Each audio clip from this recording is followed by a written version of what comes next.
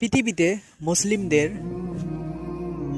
যে কয়টি গুরুত্বপূর্ণ ও পবিত্র পবিত্র স্থান রয়েছে তার মধ্যে একটি হলো সিরিয়া। দেশটির সাথে মুসলমানদের রয়েছে গভীর সম্পর্ক। আজ থেকে 1400 বছর আগে বিশ্বনবী হযরত মুহাম্মদ সাল্লাল্লাহু আলাইহি সাল্লাম সিরিয়া নিয়ে কিছু গুরুত্বপূর্ণ ভবিষ্যৎবাণী করেছেন, যার অনেক কিছু বাস্তবায়িত হওয়ার পথে।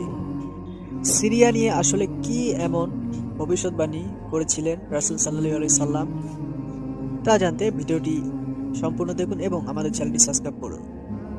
সিরিয়া পৃথিবীর সভ্যতা প্রাচীন সংস্কৃতির দেশ।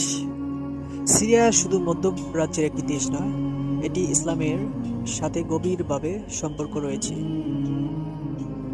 এই অঞ্চলটি ইসলাম পূর্ব দিক থেকেই অনেক গুরুত্বপূর্ণ। এই ভূমিতে জন্ম নিয়েছেন অসংখ্য নবী রাসূল। ইসলাম পূর্ব যুগে এই অঞ্চলকে শাম নামে ডাকা হতো।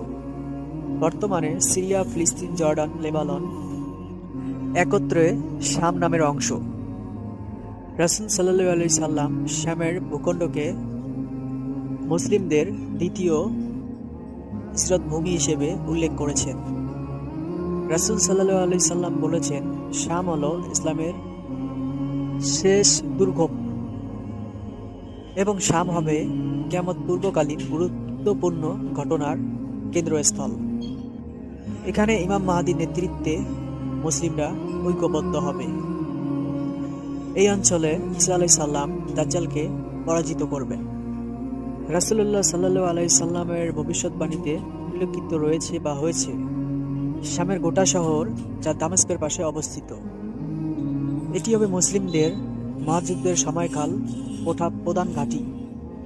এবং রাসূল সাল্লাল্লাহু আলাইহি সাল্লাম আরও বলেছেন, শাম হলো আল্লাহর পছন্দনীয় ভূমি। আল্লাহ এই ভূমি ও এর মানুষদের রক্ষা করবেন।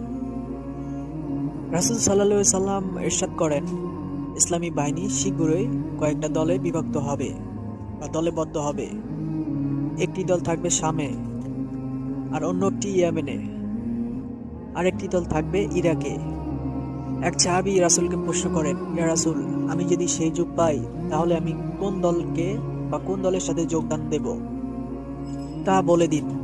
রাসূলুল্লাহ সাল্লাল্লাহু আলাইহি সাল্লাম বলেন, তুমি শ্যামের বাহিনীতে থাকবে, কেননা শ্যামের পছন্দনীয় ভূমি আল্লাহর অনেক পছন্দ করে।